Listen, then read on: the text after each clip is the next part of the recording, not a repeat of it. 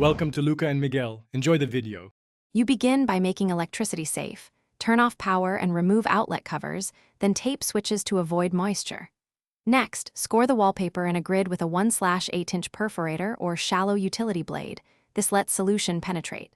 Once scored, work in about 1.5 to 2 foot sections, apply steam for 20 to 30 seconds, then pause.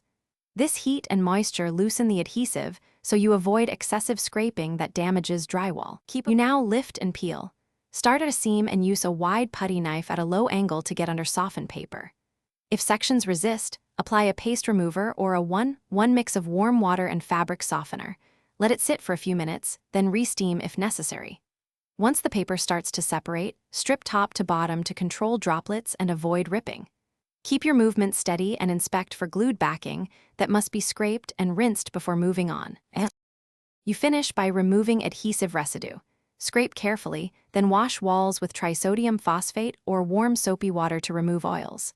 Once clean and dry, inspect for gouges or paper tear damage. Fill imperfections with joint compound, allow it to dry fully, and sand smooth.